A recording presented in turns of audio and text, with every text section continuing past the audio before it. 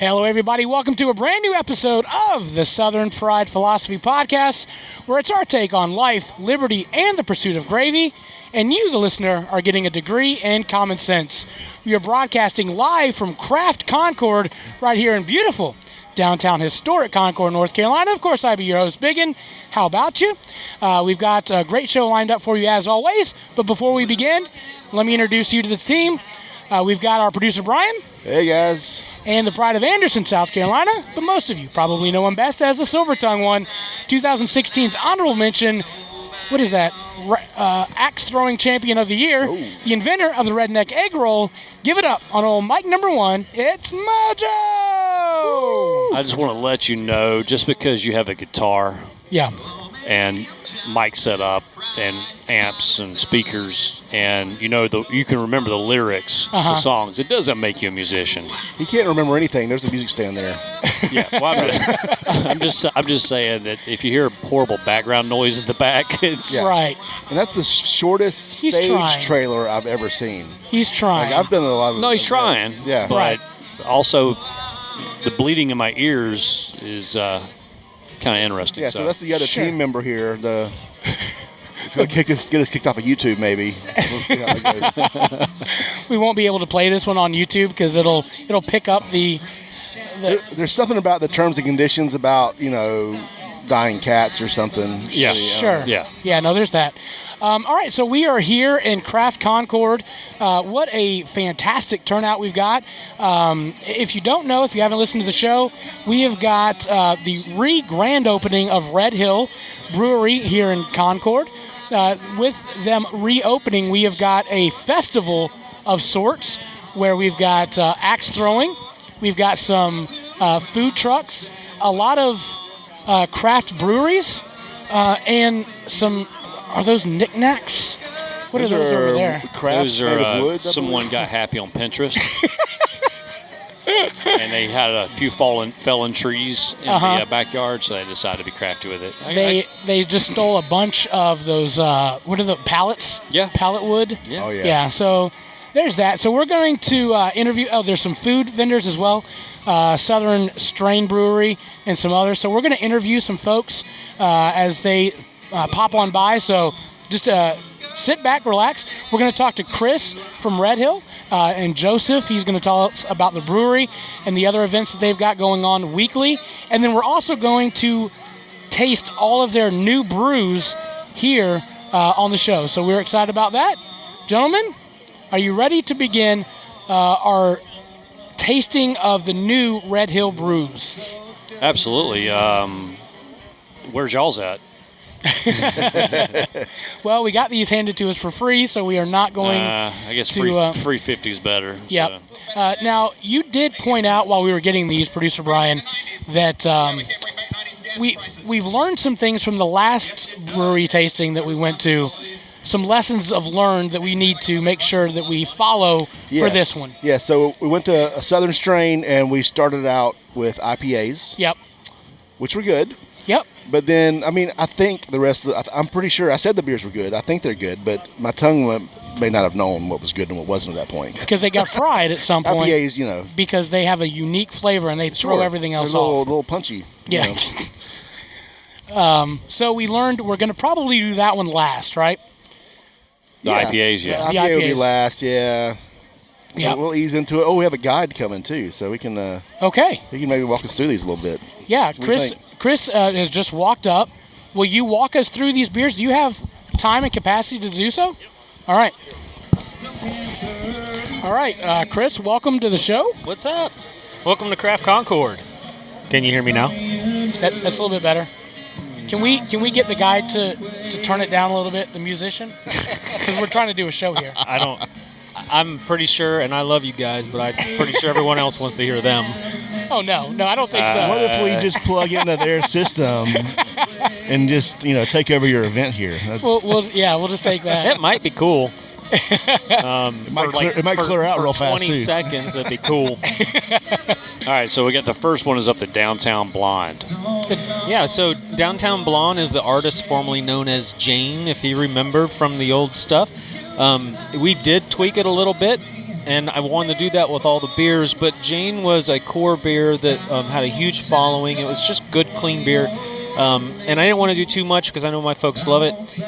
We wanted to change the name to bring more downtown Concord personalities to the beer names rather than the personal that we had. And we talked about that on the last show. Right. So the blonde, that's the closest thing you're going to get to a lager-style beer without it being a lager. Okay, this is an ale hop, which is different from German beers. And the American hop gives it just a little bit of brightness to it. And a little bit cool thing about this beer, you get that honey and the nut on the nose. Sorry. Why are you laughing? Sorry. You get the honey, and it's kind of a dry, crisp, bready-like finish that the hops do. Yeah. And that it's a Vienna malt that we add into it, and that's also a German malt. And that Vienna gives it that little bit of sweetness, and that's the signature. It was the signature of Jane, and now it's the signature of the Downtown Blonde. It just makes it really, really approachable. And I got to tell you, and I'm an IPA guy, and I think Murph is there's no better beer. I'm in love with that beer. But the blonde, when we poured it this week and it came out of the fermenter, I mean, I was like shedding a tear because of how outstanding that is. That is a killer beer. I could put that in grocery stores right now. It would sell. So, yeah, definitely. I really like it. It's very smooth. Has a nice kind of clean finish to it. I really enjoy that. Yeah. Mojo, any thoughts on that one? I think it's a great. A lot of times some people are intimidated to come to craft breweries because they have a lawnmower beer, what we call it, in their wheelhouse, or they're a lifelong Heineken drinker or something like that. I think number one, Chris does an amazing job of describing stuff. Right. 100%. He's like, I think he probably could take some of the hood beer that's near my neighborhood. I could sell it, man. And you, like a natty daddy, I'm sure he probably could add some descriptor sizzle words to it and actually make it sound very delicious. But it's like drinking sparkling water. Yeah, carbonated water. That's all I got on that one. with a bready finish. But he doesn't need to with his beer. No, I know that. But the blonde that's a beer like I said, people that don't want to, they may feel intimidated. Yeah. This is a very, like he said, I think the prime word was approachable. Like someone who drinks a Bud Light or a Bud or Miller Lite, the lawnmower beers you drink on a hot day. That's absolutely right. And so, in craft beer, we're always at this like war with big beer, right? And when people come up and they say, oh, my favorite beer is a Bud Light or it's a Miller Lite, we all scoff at it.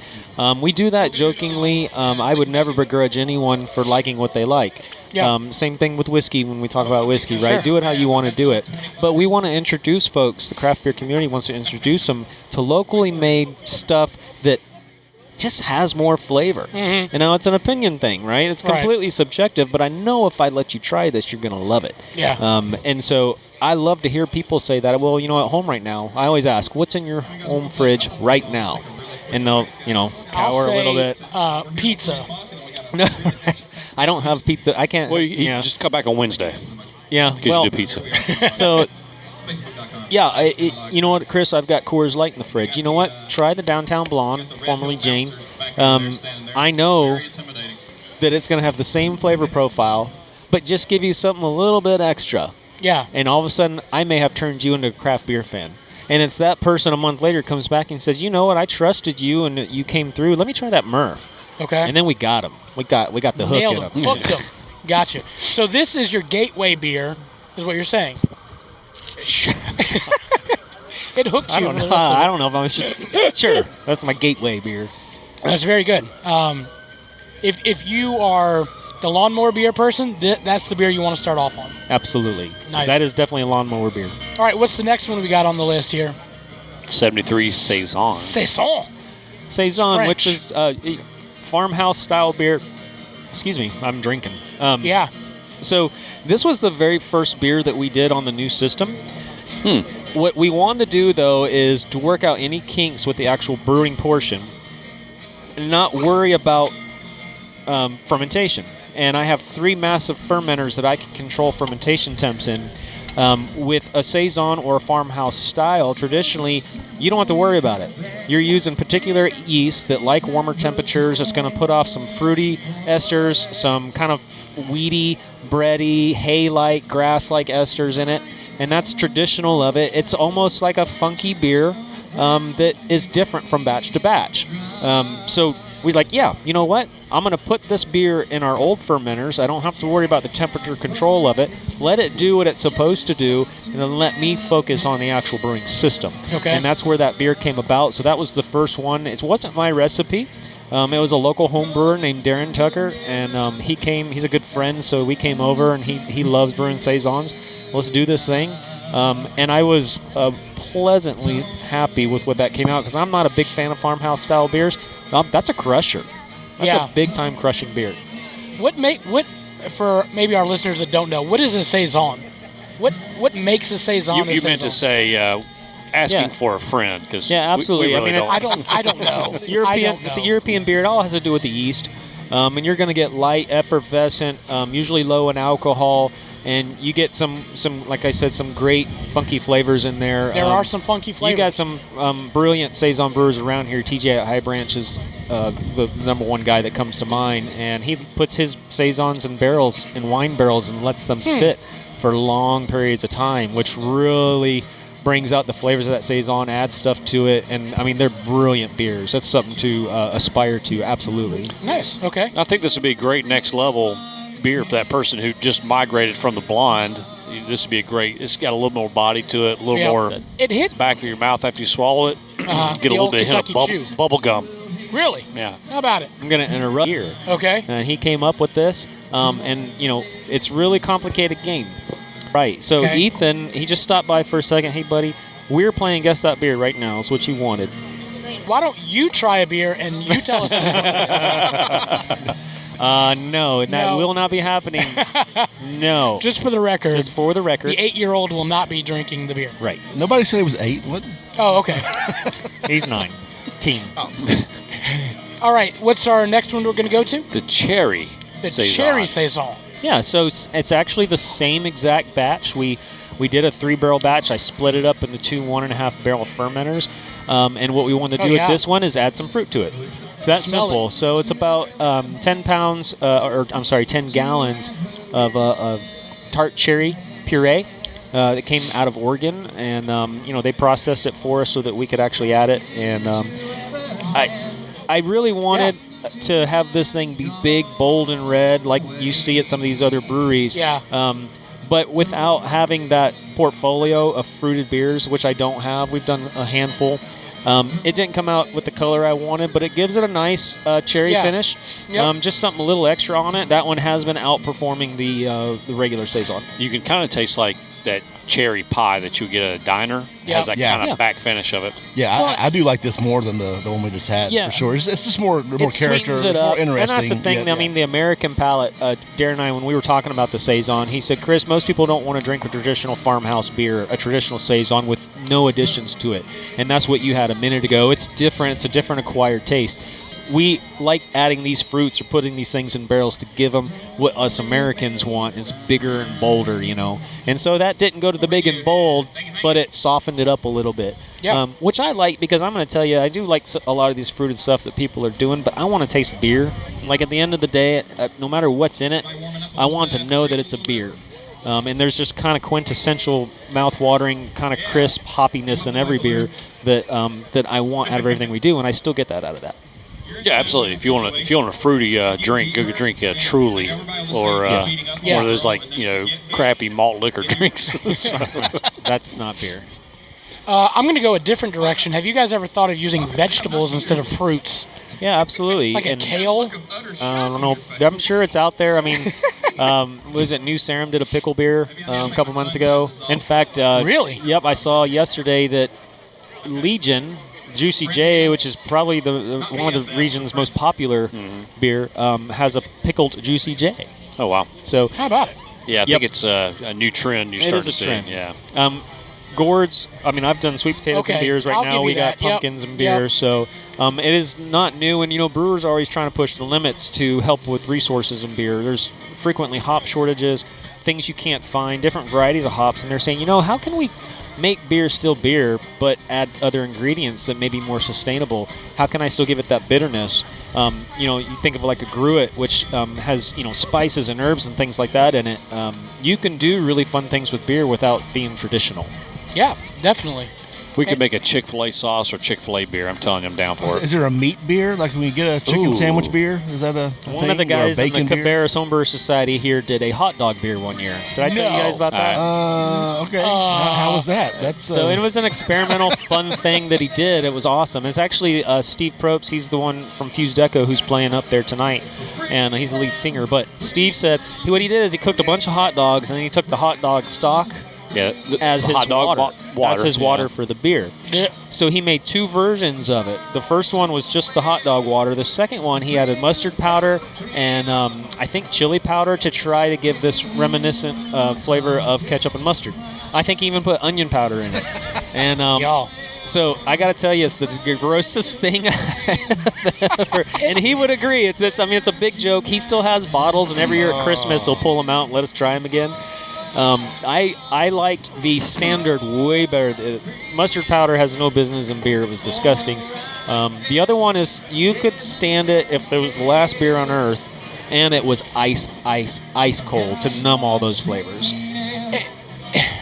At what point did you say, or even think, this is a good idea, this is going to fly? You never know. I mean, some of the best beers, you'll never know if they're the best unless you try it. Well, you have to mark it off and say that did not work, and that one did not work. I'm surprised, Mojo, that you have not asked for the banana pudding beer yet. I'm leaving that to Leon with the cigars. The cigar. Okay.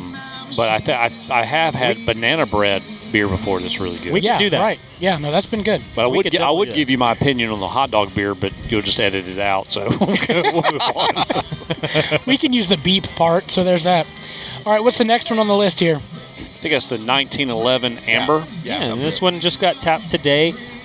So it's named after our building and the year it was built, 1911. And this is the artist formerly known as Austin with some actually pretty big tweaks. What I wanted to do with the Austin's Amber That's is good. I like that. to give it some more bitterness. Man. And there's just a hint of it on the back end. Again, once you swallow, it's there. It dries out your throat a little bit, but it's got that beer flavor, if you will. Initial flavor is almost like a macaroon. Well, and so we used it's a German alt beer ale yeast, which helps leave a little more sweetness in the beer. Okay. The yeast don't attenuate as good as, say, the Jane yeast, which drops right out and dries it out. This has that maltiness on the front end, right? It's just another welcoming beer, That's a little bit more of a warmer. Yeah, that's a winner. Yep. Like I said, the coconut macaroons, right? Yeah, the baked ones. That's on the front end. It's what it kind of tastes like. Okay. For me, I mean, everyone's. I can't afford macaroons, so I don't know what that looks like. Well, once upon a time. I heard it from a friend who told me about it. So. Well, I was watching the Instagram feed, and I saw you guys talking about this morning, and I went, okay, I can't wait to get there and try this. This is really good. It's refreshing. I really like this beer. I'm a brown ale kind of guy anyway. Like that's like my absolutely. I told Joey go-to, but that's good. I like that. I told Joey when it was in the fermenter, I said the amber is going to be sneaky good. Everyone wants to drink Murph, and rightfully so. And as of last night, everyone wants that stout. But the amber is that one that's like, I'm going to try everything else, but that's a go-to. I think that out of all of them, I think the cherry saison and the amber are probably my 2 favorites so far. Almost. Here we go. So the 1911. It came from the name came from the building? Yeah, the building that we're in, this McClellan building, was built in 1911. Okay, all right. I was really hoping there was like a gun reference to that because I love the 1911. That is, so it's a dual reference. I'm happy that you picked that out. Joey would be very pleased to know that you picked that out because he said the same thing. But no, it's about the year the building was built. Well, that's a shame. We'll just go with the gun reference. You got it. Next up is the, which one is that? The stout? What's the name of the stout? This is Dolomite. All right. You have to tell us about Dolomite. Yep. So Dolomite was an actual character back in the 70s. Made a really, he was a bad comedian, good comedian, but like the bad guy, the kind that Ethan can't listen to and I even blush at. And so he made a movie. We're talking a movie that didn't cost hardly anything. It's the most amateurish thing ever made, and the thing ended up grossing like $10 million. So he became pretty famous back in the day. So Eddie Murphy just did a movie on his life and his story, and it's on Netflix. And it's called Dolomite's My Name because Dolomite has a saying, and the saying is this, and I'm going to have to clean it up. He says, Dolomite's my name, and Messing up Mother Messers is my game. All right, you got me? Yeah. Okay. Oh, So wow. This is why I hate. This is why I hate doing a suitable for work podcast. Well, go ahead and say it. Just No. let her rip. The messer up, messer In uppers. case there's kids listening, that's okay because you can go watch and listen. But so Dolomite, you'd have to know his character, read about him, see the movie. He's so big and bad and bold, and then he's got that saying. And when we brewed this, and it's almost 11%, I said, man, this is going to mess us up. And I was like, oh, it's Dolomite. That's Dolomite. Why? Because it's going to mess you up. Dolomite's his name. Messing you up is his game. Yeah. And that's why we named it that. And it's a fun beer. It's not a staple. This is a one-off. We may do it again. I mean, it almost outpaced Murph last night. Tis the season for stout. So Yeah, I like it. It's, And I said that this would be fantastic in a bourbon barrel. Absolutely. oh, Right? Yeah, tell me the flavors you get Yeah. out of it. I'd be interested to know how you pick it out. A little bit of vanilla. I feel like a caramelly kind of thing. Yeah, going on. actually probably more of a brown sugar. Yeah, that's like a brown But also, what's that? Yeah, go ahead. But also a little bit of like dry cocoa powder. If you ever put like a tablespoon of cocoa powder, like sweetened, I'm talking about sweetened cocoa Okay, powder. not- okay. But Okay, you get a little bit I of got that. you. I got you. Yeah, Yeah. yeah. Yeah. But I think that caramelized brown sugar Yeah. taste, you get Yeah. that. No, I'll give you that. It's set on vanilla. It has added espresso to it, just to help bolster the flavors. I get chocolate out of it. I was There's gonna say absolutely chocolate. zero. There's a chocolate malt in it, but that's not to be confused with chocolate. Okay, I- chocolate malt is just about the color of the malt. And then some of the notes you get once it's mashed into the beer, but there is no chocolate in that at all. I like this. This is good. I'll be honest with you. So last night, that was the first beer that I started on. And when I have other beers and then I have this one, it completely changes the flavor of that. And it brings out more of the flavors instead of just starting out with this one straight out. Yep. This one, I liked it yesterday. I really like it tonight, or today. Good. Yeah, I Yeah. was thinking about that while we were drinking it. Like I'm tasting some of all the other beers. You know. Yeah. Hey, give me Okay. that. Sorry. I'm just trying to be the made up. Yeah, no, I appreciate that. You're crushing it. Yeah, I like that. Once a you're lot. once you're finished, give me your cup. So wait. Yeah, I like that one. You're going to be feeling good in a There you go. minute, man. Yep. Yeah, we're feeling good. That's It's a what little, we do. it's a little chilly out here, so this is working out pretty good. It's to warm us up. This is beer drinking weather. All right, so there's your nothing two. wrong with this. Next one's the Murph right. IPA. We saved the IPAs for the end because we knew better. Yeah, you don't want to mess up that palate. No. All right. So tell us about the Murph. Of course, with the alcohol and Dolomite, your taste buds are probably gone. Hey, buddy. I want you to drink Murph. Hey, buddy. Here we go. It's very danky. Smell the dankness Remember, in we it. talked about the dankness with the Yeah. IPAs. Well, Last- I learned that from my pot-smoking 16-year-old, the dankness. So I don't think that was the first time you've experienced the dankness. I'm no, just saying. actually, I will admit that I did smoke a bong. like how we blame bong this. with a water bong with hot dog water in it in college. Did you make a beer out of said hot dog water? I did not, but I did smoke a bong with hot dog water once. Did you add any mustard powder to No, it? I didn't. It was actually just a standard. Okay. I think it was like Circle Q, K, hot dog, the cheap ones. So it wasn't a fancy ones like Steve used. Oh, wow. Okay. All right, so the Murph, tell us a little bit about that one. Yeah, so Murph is our staple beer. That is the one that is going to carry over from the old system to the new. Nothing's been changed on it. Okay. Other than the fact that it's on a system that has the right tools for the thing to be brewed right. We were able to maintain temperature control on that, and we haven't ever been able to do that with Murph. And, not surprising, I knew what we could do with that beer because already the reason we upgraded was because of Murph. Murph made all this happen. It's the one beer I put in cans and send out. It's the one beer I have in kegs at restaurants. I would put that up against anybody's IPA, and usually when I do, it wins or at least is good enough to stand with them. So where did the name Murph come from? Murph is, it's named after, it's twofold. It's a CrossFit workout, and I used to do the CrossFit. But the CrossFit workout is named after Lieutenant Michael Murphy, who actually died in Afghanistan back in the early 2000s. And it's an homage to him.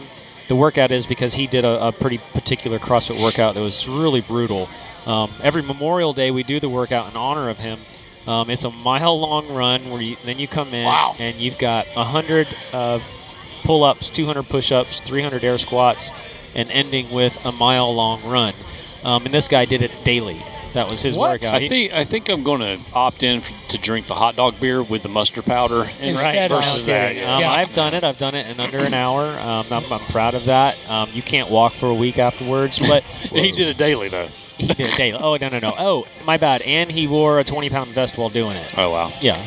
Up to this point in my life, I've probably done all of that. Right. But it's taken me 42 years. That's right. Is this a double IPA? It is close. That's Okay. very All good. right. So it's 7.5%, and so you doubles, that starts what a double or an imperial really is. We don't call it a double. We're kind of on that tail end of it, or the beginning of it, but it's our standard big boy IPA. That's one of those. I mean, Murph is delicious, but you drink 3 of them, depending on the size. You will feel Murph. He will make his presence known, and he should, because the personality of Murph. We want his presence and his sacrifice to be known. Murph is a West Coast IPA. It is a standard traditional West Coast. I mean, we use a big American hops. We're looking for that fruity, floral, citrus pop in your mouth. It's not overly bitter. It's balanced well. Yeah. But yeah, this a beautiful, beautiful, beautiful beer. And when you mentioned the citrus, it's almost like if anyone's ever taken like a citrus rind, like an orange rind, and you actually twist it, and you get that kind of effervescence There you of go. the smell of it. Yeah. You kind of that's what it tastes like. Yeah, so, I'm not an IPA guy. Just across the board, don't like them. I like that. Thank you. I'll drink that again, maybe today. But We got it serving upstairs. I didn't bring it down, but it's up. All right, so we got the last one coming up. And what is this one? This is the 5 and Dime? Yeah, that's the price of it. Shoot, I forgot about it. You forgot about I it? did. Well, I was looking over here. I was trying to count. We've released a lot of beers this week. So, yeah. Sorry, I'm trying to get my equal amount. The 5 I'm just giving him a splash over here. Yeah, so, that's all I no, need. I know. That's all I need. This is the first rendition of the 5 and Dime, and this is what we're looking for, a complimentary beer to Murph. Something that's not 7.5%. Something that's a lot easier drinking. Murph is a wonderful beer to drink, but like I said, it messes you up, sort of like Dolomite. The 5 and Dime's not supposed to be that. We want this to be a crusher, almost sessionable beer. And it's sitting, around 6% or so. That's what that It is. smells real citrusy. I haven't tasted it Very yet. citrusy, Yeah. piney, lot of. I get pineapple out of it, maybe even a little bit of mango. There's some tropical notes in there to me. And it is not technically a hazy, but the yeast we use is called a Kvik ale yeast, and it hails from overseas. This type of yeast doesn't mind what the temperature is, although we did temperature control it, but it puts off some of those kind of farmhouse saison qualities even into the yeast or to the beer. And what it also does is really help out bring out the fruit flavors, and that's what we got.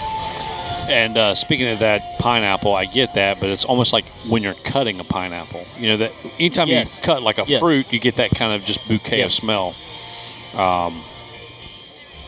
Yeah, I definitely get the pineapple. Now, I almost want to put this in a glass with like some rum. Like a cocktail. We're on the same page because I thought the There you same go. thing. I'm like, this is almost a cocktail beer. You could almost make a cocktail with this. Yes, absolutely. I think I may have some rum in the truck. I may have whiskey in the truck. No, so this there's a couple tweaks we're still going to make on this. This is not the final. I was proud how it came out being the first run on the big system of a new beer that we want to be a staple. There's a few tweaks I'm going to make and some big decisions on the flavor profile that I want. It has been received better than I thought it would be. Like really, really well. People are digging it. It is not a hazy IPA, although it has a haze. The haze comes from the yeast, but it was not meant to be a haze. The juiciness, and I equate juicy to it, comes from the yeast as well.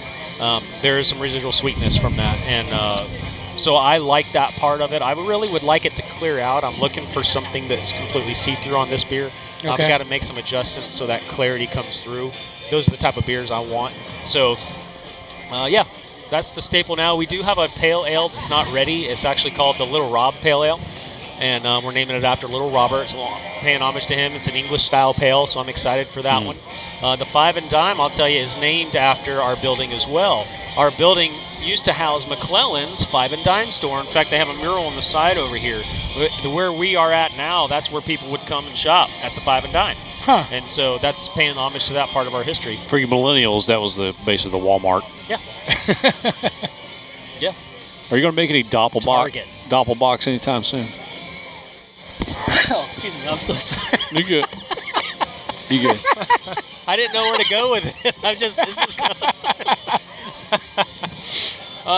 what's the question? Doppelbock. You plan on making any Doppelbocks? I love Bock beer, and it's work and it's time because Bocks are lagers. They've got to sit. They've got to condition. Unlike ales can condition a little bit quicker. Lagers, no. To have it beautiful, you got to have a lot of patience. I do have it. I haven't thought about a Doppelbock, but there are Bocks in the work because I'm a huge fan of Bock beer. So how long does a Bock have to sit for? Oh, you're talking 4 to 6 weeks, easy. Okay. Oh, wow, that long. But you do, we've talked on previous shows that you do custom orders and stuff too for like events or whatever. Absolutely. What's the minimum on that? I'm just kind of curious. I'm asking for a friend. So Minimum what? beer. If it said, hey, I want a special beer for my event. Time? You're saying what's the minimum? No, the minimum. Like what? Like said, hey, I got 100 people coming. What was it cost? Or what is it? What's the minimum order? Like a keg, 2 kegs? Oh, I gotcha. I can do anything barrel, you want because barrel? no matter what the beer is that we create together, it'll be upstairs and I'll be able to sell it. There you go. My sneeze blew it away. I smell hot dog water. Yeah.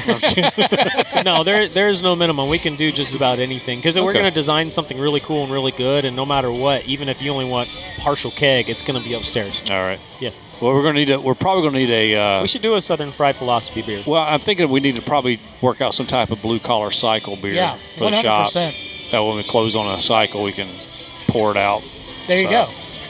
They get their own beer. Thanks, Ethan. I appreciate my sandwich. Oh, I thought that was for me. The wind here, by the way, a mini tornado just went through. Yeah, So, it just knocked there's that. over, like, this kombucha stand just got wiped out by the wind, so... So that's a kombucha stand?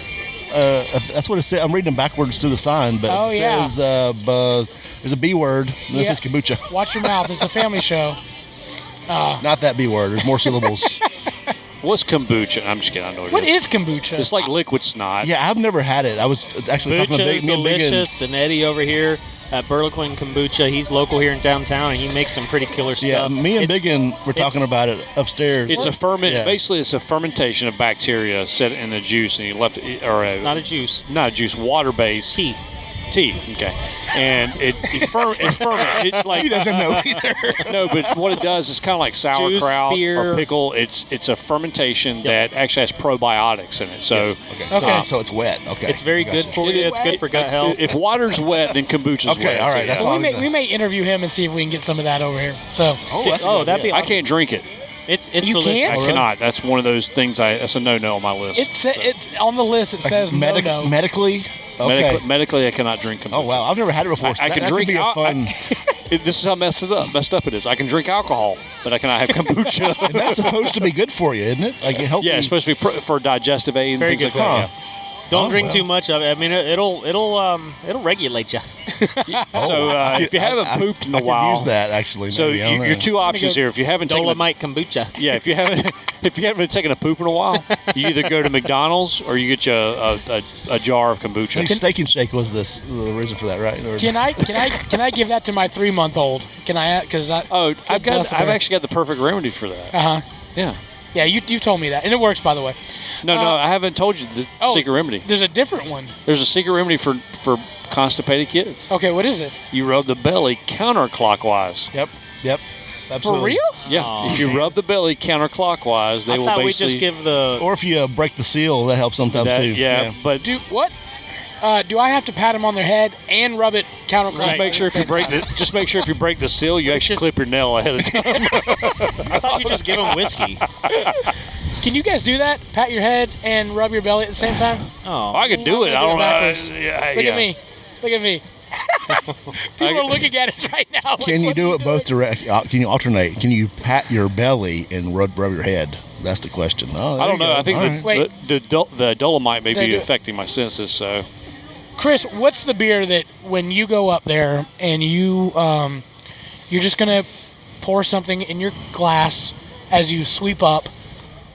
What are you putting in your glass? Murph. No question, hands down. That's it. Easy decision. I would do them all, but it's Murph. Can we also talk about the brewery and how that's changed significantly? If you haven't been to Red Hill in the past month, hey, buddy, it looks completely different. Yeah. It's opened up. We tore down a lot of walls. We if you will, feminize it a little bit on purpose. We wanted to get some more females up there. We wanted them to be comfortable because we understand if they're comfortable, they're going to bring the men. Okay. Or their other significant others. It doesn't matter. But the point is, people tend to follow the women. Of course. That's normal. And we needed it. We needed a softer touch. There's a lot of character. There's a lot of grunge. There's a lot of hard lines and things going on up there. And we just need to soften it up. So tearing down the walls helped the lighting. We brought in more lighting. Freed us up with room. We exposed our brew house to folks, which is a really big deal That's to really me cool because looking. people didn't really understand. I don't think they understood what we did. Yeah. We'd say we brewed back there, and we point to the system, and they look back there and think we're actually cooking spaghetti, not actually making it. That'd be an interesting beer. You know, and there's nothing wrong with that. And I could write a book on how to build breweries with, duct tape and zip ties. And that's what we did. But we grew up a little bit and said, no, we got to put some care into this and some thought, act like we want to be here and we belong. And to do that, you got to brighten it up a little bit. And so by like I said, tearing on the wall, softening it up, the ivy, the really fun, cool features. We got a mural. Did you see the griffin? Anybody notice the griffin at the bottom of the stairwell? When you walk in. Yeah, I did. Yeah, that was a new touch. That, has nothing to do with Red Hill. Caswell Turner over here, my graphics person, she said, hey, let's brighten up the bottom stairwell. We want people to have a good experience when they walk in. You already got to walk up a flight of stairs. Good gracious, that's a flight of stairs. It puts people in a bad mood when they walk in, and the next 100%. thing you know, yeah. But now, we painted the stairwell. We did a lot of work inside that stairwell to clean it up and give you a sense of something's different. I don't know what it is, but I like it. And that's been the comments we begin. No one's noticed all that ivy growing. No one has noticed it. But I've had comments like, something feels different. I'm like, it's been womanized, man. Just a word of advice, maybe on the stairwell going up, like halfway through, you can say, you're almost there, fatty. Just write that on the wall. So if you have like I'm four pretty sure that would Murphs not be a good idea. and you go down the stairs, has that been a problem for anybody? Actually, I think what you need to do is knock on wood, man. At the top of the stairs, you just worked off this many calories. Oh, that's a good idea. Go back up and get some more, right? That That's is it. actually an amazing idea. Because I think of that every time I walk up the stairs. I'm like, because I'm always. You are, something about earning your beer as you go up the stairs. Yeah. If there's 250 calories in a Murph, then we could break it down, and every you could stair. have, three steps in. You this just is the earned light 3 beer. beers. This is like, yeah. Oh yeah, I like that. I like that idea. Brand your staples on the you get like halfway up. Okay, this is the stout or whatever, and then like 3/4 of the way, this is the Murph. Yeah, you just earn this. But you still have to pay for it. Yeah, because see, a lot of days I do a 1,500 calorie like diet. Like a Dolomite so stout, you'd have to go up and down 3 times, and then you earn it. Yeah, but that's all right because that's perfect with the CrossFit gym downstairs. CrossFit. You're right. You're right. Yeah, man. There you go. Also, you've got some big rooms up there. Beautiful rooms. That's what she said. One of them is a smaller, intimate room, large tracts of He land. said, you got some big rooms up there. But you can rent those out, right? Absolutely. So the white room is a little bit more of our private room. Yeah. And that's where we try to point folks because what's happening is our tap room is sort of starting to take over that red room, the bigger room, like we're seeing last night and today. But yeah, you can absolutely rent them out. If you want to rent out the red room, I do it for you with the understanding that you are basically renting a portion of the tap room. There's nothing customizable in there. Mm-hmm. You're going to get what you get, which is a cool thing. You're right there at the bar. I just won't let other people come into that room at that point. Gotcha. But it's yours to have fun with. If you need it private and you don't want the brewery sitting on top of you, that's cool. We'll put you in the other room. Okay. But it's always a great collaboration to do it in a brewery because you got the alcohol covered if you need that little bit of a buzz to help your party go. We get people doing baby showers up there. That's a monthly occurrence. I'm gonna have a baby shower. If you need quiet shower in the brewery. If you need quiet and private though, go to a Jehovah's Witness Kingdom Hall. That'll be private and quiet. Yeah. Well, there you go. Didn't think about that option. Just to make sure they're not pregnant while they're doing the baby shower. Oh, while they're absolutely. They're not drinking. Okay. No, we wouldn't. Okay.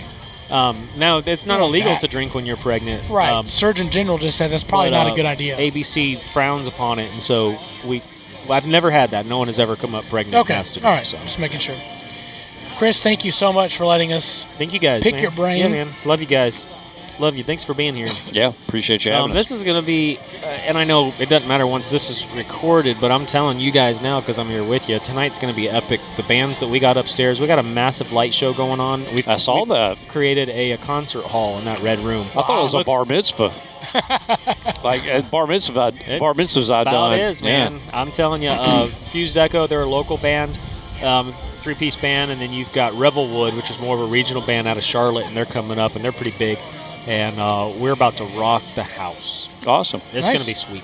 You deserve it, man. 3 years, that's big because, I mean, that's the telltale sign of a business, 3 years. No, we continue to sacrifice, and you have to do that if you want it to thrive or at least have a chance to thrive. Right. And you never know what tomorrow's going to bring. Absolutely. I'm not worried about it. I enjoy what I'm doing, and hey, we'll just keep going. Your paycheck, I don't think you can deposit your beverages of Murph that you drink daily, but, that's... It's deposited.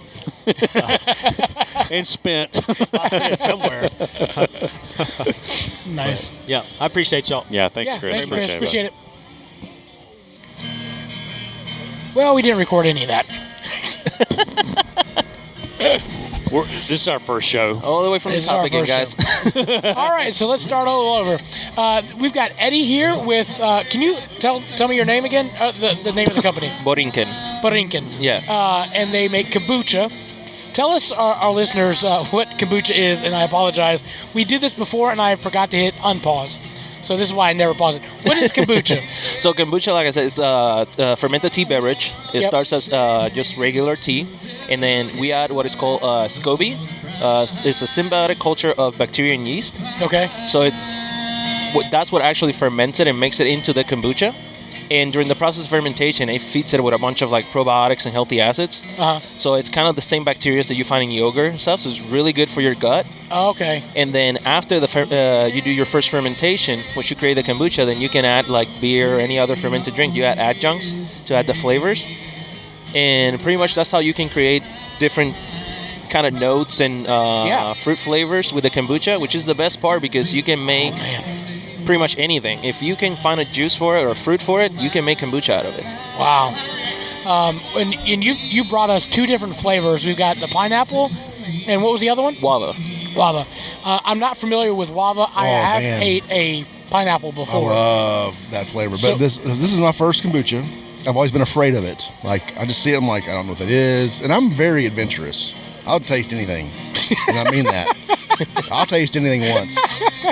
All right. So, anyway, I mean, yeah. But almost anything once. But this is really good. And we were just saying this before we didn't record. It reminds me of like the Tropicana, like fruit juices, like the strawberry banana. Or, yeah, the best part about it is when we created it originally, like I said, I was trying to find something that was low sugar, that was tasted good. Because my main thing was it got to taste good. If it doesn't taste good, I'm not gonna even bother. Right. And we were able to make it to the point that, I mean, tops, we get 6 grams of sugar for every 12 ounces. Oh, wow. So even That's a person good for keto, right? Yeah, even if you're almost, like a low sugar person, you can drink this stuff, enjoy it, and even if you have kids and you're trying to get them off soda, it's good enough that any kid can drink it and enjoy it and not have to worry about, is the kid going to be climbing walls in the next 20 minutes? So how much of this can I drink before things start going sideways for me? That's what I want to know. You'll get bored of it before you get anywhere near that. Just checking. You'll have to drink gallons of it before. So it is safe for kids. Kids can have this. Yes, there's no alcohol present on it. That was another one of our biggest things. We did not want to have any alcohol in it. So pretty much anybody because we all been there. We all been having to have medicine or something, go to a bar with some friends and can only drink water. Yeah. And then the bartender gives you the first one, and the second one he starts ignoring you. He don't want to talk to you anymore because you're not buying anything. But with this, you can actually fit in, even if it being by, like I said, health reasons or religious reasons, you can drink this stuff and feel like you're part of it. Yeah, I said this before. I had kombucha one time, and it was so vinegary, I had to spit it out. Like, I couldn't take it. But this is really, really good. Like, I would honestly drink this stuff. And normally I've turned my nose against it because it tasted awful. Your stuff is legit. Like, it's really good. Thank you. And like another one of our things is if you see all of our cups are biodegradable, so we produce no trash in our company. Wow. There's zero trash. All of our tea bags are biodegradable. All of our cups is biodegradable. Everything is 100% biodegradable. Wow. So we produce no trash. Here's a key thing I'll tell you is everything is biodegradable. It just takes a long time to get there. Yeah. All right, so this is the what is this again? Guava. Guava. Oh, guava. He said guava, to be clear. Okay. Well, he said guava, but with a cooler accent. Oh, okay. Well, okay. Oh my gosh. It's guava. That's what, Oh my gosh. that's good. I like that. Dude, I could just drink this all day.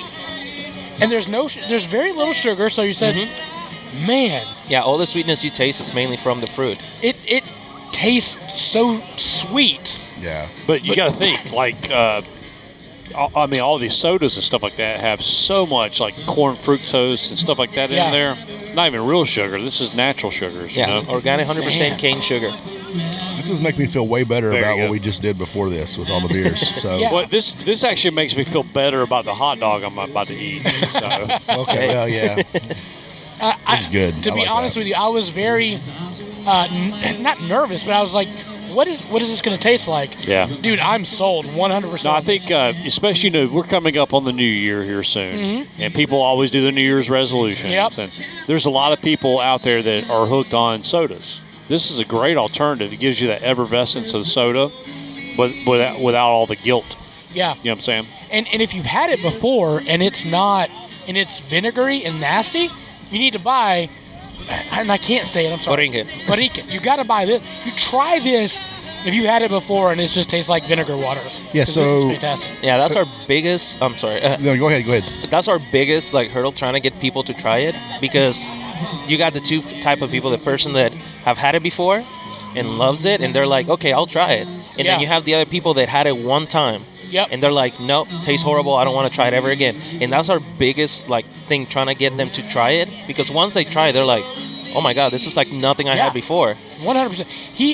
Producer Brian asked me upstairs, like, what is kombucha? And I said, it tastes like, He said underwear, I believe. underwear from 1960 put in water. It's awful. And then Chris said we should have you on and try it. But man, this is the biggest surprise of the day. Thank This you, is thank you. fantastic. I'm loving it. Yeah, now so just put some alcohol in it. I'm just kidding. Hey, where do I get this if I don't live in Concord. I live in Charlotte, but I want cases of this.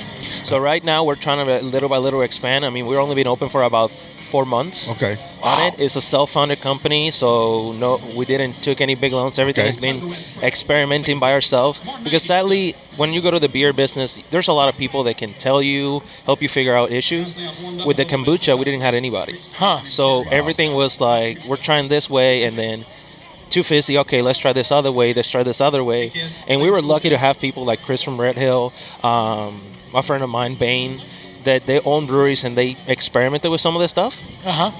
Sorry, we all just got a whip of grilled onions. And Something happened. That's onion rings. We just forgot our names for a second. We're like, what was Steve, that? right? That's what.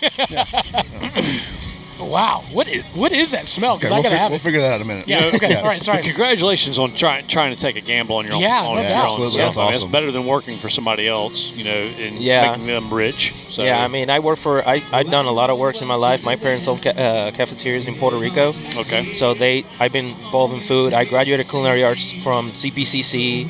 I worked for a race team. I mean, I've been in a lot of different wow. things. Wow. And the thing that pushed me to do this mainly was I work for a corporation, and just seeing people getting fired for no reason, Sure. people with family and everything, I was like, I want to do something for myself that if it fails, it's because of my fault, Yeah. not because somebody just decided to kick us to the side. And plus, my big motivation is my parents, my dad is 55, my mom is 56. They work in Puerto Rico, and every day they wake up and they work and work and work. And I tell them, I'm like, you can only do this so long before your body just can't do it. So my main goal is that I'm just trying to retire them, bring them up here, Wow, have that's cool. them work for the brewery little by little, nothing too crazy, and just have them be able to retire. Yeah. Enjoy. What's the process when you're trying to get a batch, I guess, a amount? Like, how long does it take to go from starting to finished to get a complete process? So our production, being that we have our tanks are so big, it can take up to a month. Wow. But in a lot of cases, it really depends on the temperature. Okay. this is a living thing.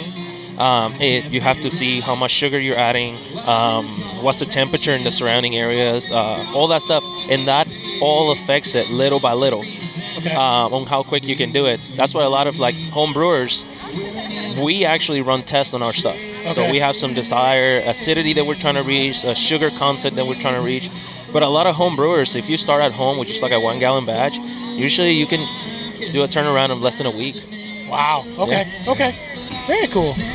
Man, I tell you, again, biggest surprise of the day. I really appreciate you coming on. So we'll get your information in a minute, and we'll put it on the show notes, so if anyone wants to check you guys out, they can. Thank you. Awesome. Yeah. All right. Thank you so much. Thank you, guys. All right, so we are back, and this time we've got the Cabarrus Home Brewers Society with us, Thomas and Larry. Say hello, guys. Good afternoon. They're not just the Cabarrus Home Brewers. They're also our friends from Commoners. Commoners has a good relationship with Southern Fried Philosophy, good friends of the show. But they also do so much more. Thomas, tell us about all the things you've got your hands in. Oh, wow. I'm a member of Cabrew, and I try to get there as often as I can. But at Commoners, I'm the brewmaster there. And back in April, I opened up a pizza kitchen because, we needed some more food options there. Sure. And actually, I think the month before that, I opened up a homebrew supply. So now we supply homebrewers with ingredients to make beer at home. Yeah, and Larry now heads that up. Is that correct? That's kind of where I live, is upstairs with the homebrew shop, and I assist downstairs when they need me. I've heard fantastic things about this pizza, by the way, from Hussein. I've had 3 people come in and tell me that it's the best pizza they've had in their life, and I think they were international food critics. I have no doubt about that. I heard, and this is just again rumor, Bobby Flay said it himself. Really? And Emeril Lagasse. Is that a good thing? Yes. Okay. That's what I've heard. I don't know that. I've just heard things. So tell us about the Cabarrus Home Brewer Society. What is that, and how can people get plugged in if they want to learn more about it? The Homebrew Society is something that started several years ago. I think 7, 8, maybe 9 years ago. Okay. It's been a while. Sounds right. And they get together once a month, and they bring beer that they've brewed themselves, and they have a meeting where they kind of hang out and they talk about how to brew and different equipment and stuff like that, and basically learn from each other. It's like instead of going on YouTube and finding out is this a good video? Okay, this guy doesn't know how to do a video at all. They just get together and share all their information. They share equipment. They invite each other over to their houses to do brew sessions to make beer. And generally, whenever you're making beer, people bring beer to drink. And so if you invite a bunch of people and throw some food out, people will congregate and hang out while you're brewing, and it becomes a party really quickly. Just a good time. And I actually went to one meeting, and then I got lost in most of what everybody was saying, just because I'm an idiot. But one thing that I thought was interesting is you guys have your own land that you guys farm for hops. Is that right? They're at the Elma C. Lomax farm, or it used to be called that. I think it still is. Where they have several varieties of hops that they do. They grow. It's organic hops that they grow, and I've actually used their hops at the brewery to make a. What was that? That was a Kentucky Common, sweet potato common beer. Come on with it. It was very good beer. Nice. So I used some of their organic hops out of the hop farm out there. Nice. What is now we heard a hot dog beer. that went south very quickly. It never went north. What are some other beers that you're just like, that was not a good decision? Wow. The thing about that is that those are all the ones you're trying to forget. Okay, all right. Maybe what are some of the... And you're bringing the hot dog beer up. It's just, thanks a lot. There's this taste that's running in my mouth again. Thank you for your time. What are some of your favorite beers that have come out of that? Let's go that easy. route. That's easy. So actually, the way I got into Cabarrus homebrewing is my partner Marty, I think, has been on the show as well. We went up to Yad weekend. Okay. And we went to this one vineyard. We went to a that we didn't really like any of their preference of taste, but they had a brewery on site. We're like, hey, we'll check out the brewery and do the brewery tour. About halfway through the tour, Marty and I look at each other like, this looks like fun. Let's go brew. By the end of the tour, I don't know if it was the wine or the beer we had, but we decided to open a brewery. It looked like that much fun. And that's how Commerce was born. But before we did that, I was like, well, we got to start brewing beer to figure out how to do this. I was walking on Union Street in front of Little Roberts right here, on the other side of where we are, and Cabrew was brewing on their front patio, and they were really just, I had nothing, I had looked at YouTube, and that was it for learning how to brew, and there's some bad stuff on there. Sure.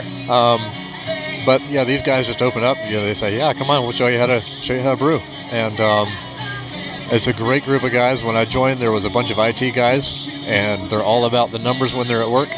Same thing when they do their hobbies. They're all about the numbers, which is very important in beer.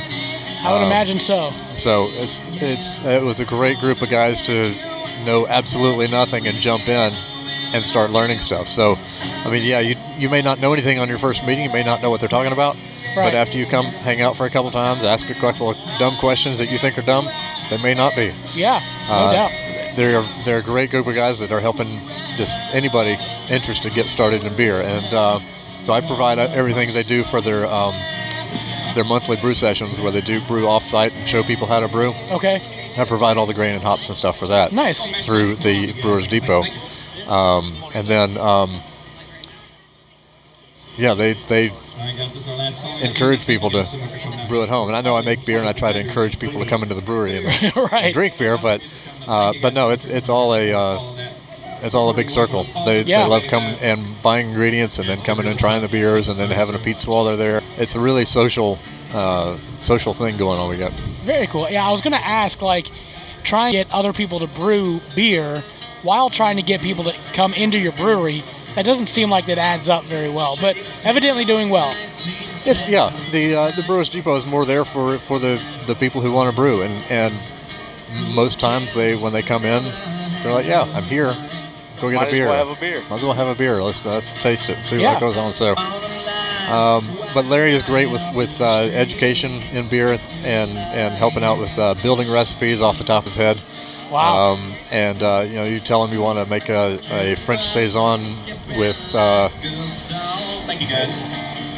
something crazy. Yeah. And he'll say, yeah, that'll work. No, that won't work. Or this is what you want to watch out for, and this is how to go about doing that. This is a great test then for Larry, because Mojo talked earlier about creating a Chick-fil-A sauce beer.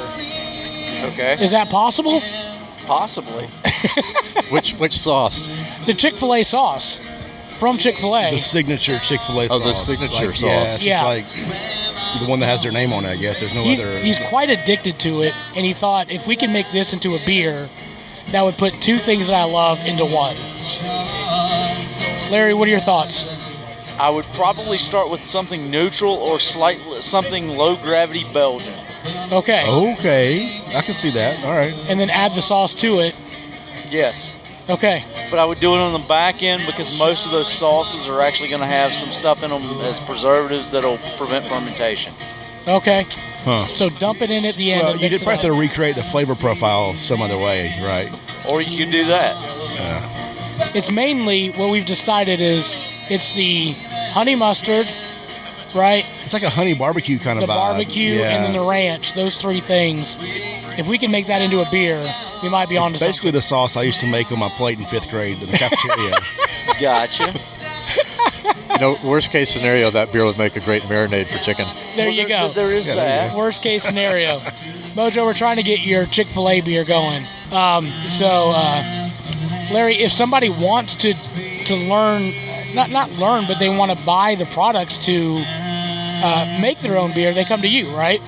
We've got pretty much everything you need to as far as getting started making beer, and I keep ingredients in stock.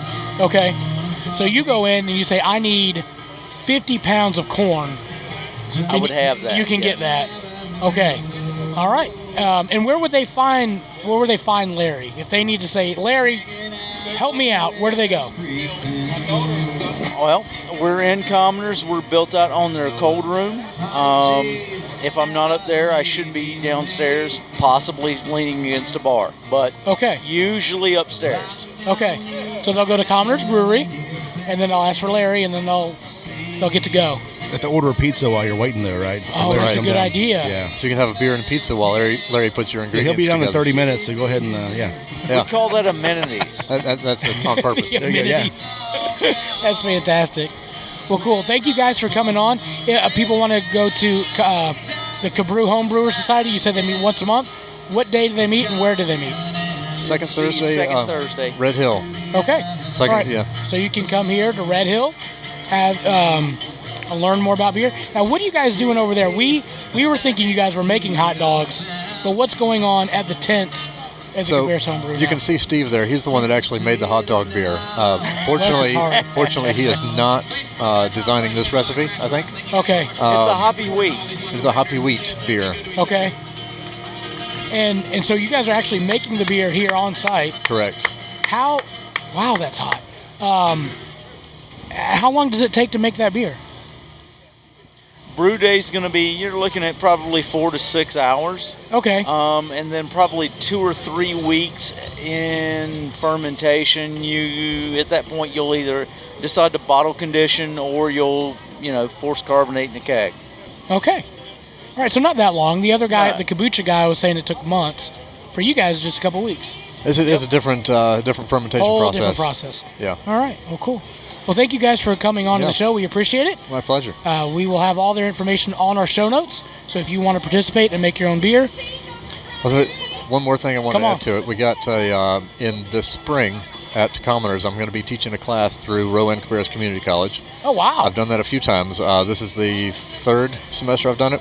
Okay. And I teach all about brewing and beer and history and tasting. Lots of tasting, actually. But it's through Rowan. So if you go on their website, in hopefully a couple of weeks, it'll be up there, and they can sign up for the class. It's it's about $75. Well, that's not bad. It's 4 Mondays for 2 hours. Okay. And 2 Saturdays for 8 hours, and it's actually a continuing education credit. So you can get college credit for that? You can get college credit for it, yeah. Huh. Wow. If you can convince your company that it's a continuing education for your whatever you do, yeah. I mean, you could rename it or something to, right? You can rename it whatever you want. But no, it's $75, and it's 24 hours of class, and we go through anything you can think about with beer. Wow. And like I said, a lot of tasting. And actually, one of the Saturdays we brew on my equipment at Commoners. Oh, wow. And the other Saturday we brew. The class actually designs the recipe, and the Homebrew Society, Cabarrus Homebrew Society, comes and they set up about 8 or 10 setups on my patio on a Saturday. Holy cow! And they all brew the same recipe. And my class switches between brewers, so you get to see the different kinds of equipment that everybody's using, and then we combine all that work that everybody's put, and take it in and put it in one of my fermenters, and then at the end of the class you get a can of the beer that you designed. Oh, wow! And help make Very at cool. the end of the class. So nice. $75 is worth it just for That's the pretty beer, cheap. the tasting. Yeah. Yeah. Very cool. All right, so we'll have that information also in our show notes. Awesome. Very cool. Thank you guys. Appreciate it. Thank you. All right, so I think that's going to wrap us up for Craft Concord. Guys, what did you think? It's a beautiful day for podcasting out here. 50 degrees, overcast. I don't think it's 50. I think you're being generous. Wind chill, well, according to the watch that told me it was 33 when I left the house at noon, which was wrong. What's the real feel? That's what we have to go Let's through. see, what's it feel like? The It feels like real Well, I have my own built-in thermometer, and it says it's kind of in the 30s. Where does that look? Where does that come from? Where is it? I want to see it. it's 50. I mean, my technology is telling me it's 50 now. You Wow. can trust it if you want to. It's a brisk 50. I see what I did now. Okay, temperature's going down. Thursday, the temperature I was looking at was going to be great. It's real feels 43. Today's not Thursday. Okay, that makes more sense. All right. A little chilly. Well, on a positive note, the band has stopped. So that is a that's positive. right when we're getting ready to wrap up Yeah. the episode here. Nailed it. What do you guys think about Red Hill's new lineup of their beers? Delicious. I think Chris had a great idea with Craft Concord. I'm not sure how many people if it was solely his idea, which I meant to ask, or if this is something that is a collaboration. But I hope they keep it up. Yeah. Because I know, being our home turf now, this is kind of cool, and hopefully it can grow into something more, because obviously the city of Concord is horrible at continuation of events. Hence the Hops and Heat that was supposed to be this weekend. They canceled it because I'm not sure what happened. I think there. the problem was you didn't sign up to make a chili, so they were out. I think the problem with the city of Concord is they don't care. You saw how long it took to pave a road around here. Now, keep in mind the Concord Development Corporation is right next to us. On Saturday? What? How about you? Where? Well, Johnson was right over there a second ago. I don't know where he went to. That's all right. Well. If I hurt feelings, I hurt feelings. Yep. I will say that I am intrigued by the axe throwing. I do want to go. Oh yeah. So it's right next to the big tasties. The peace pipe patchouli oil burning amethyst crystal energy positive booth. So yeah, that's kind of cool. Yeah, there's an awful lot of rules there with axe throwing. Don't walk in front of the bullseye. Wait to walk up there until people stop throwing. Only one person allowed in the cage at a time. That's silly. Come on. I think there's probably more rules with the patchouli burning peace pipe amethyst crystal energy place. But the axe throwing place does have a little rock stone heater over there. Well, that's cool. Oh, that's nice. So that's worth checking out probably. Yeah. So you can warm your rocks up there. Yeah, you warm your stones and then go show how big they are on the axe pit. Whew, that's fantastic. All right, so we're going to wrap it up, guys. We had a great time out here in Craft Concord. Appreciate you guys for tuning into the show. Check out our friends at Red Hill. Also, I'm so stoked about this kombucha. I'm going to go back to it and try that. Our friends at the Cabarrus Homebrew. Also, there's the Sweet Spot if you want some giant A cookies over there. Why don't we get samples of those, man? How do we get that? Yeah, we need to go over there and ask them. So we need some free samples. So, interview. Yeah. So the cookie lady over there. I'll hit pause and we won't even record the whole video. I got you. It's okay. But hey, again, thank you so much for tuning into the Southern Fried Philosophy Podcast. Guys, go to our Facebook page at Southern Fried Philosophy. You can also check out our website at southernfriedphilosophy.com. Stop what you're doing because I'm about to ruin, but really go to our wherever you listen to your podcast, type in Southern Fried Philosophy, hit the subscribe, the review, the rate. Just give us a rating. That's all we ask for. We don't ask for much, but just go give us a rating. That's how we move up in the old podcast like algorithm. And subscribe. Yeah, exactly. So wherever you listen to this app, and that's basically it. Second podcast of the week, man. Wow, we're nailing them. Thanks again for tuning in, and as always, keep looking up.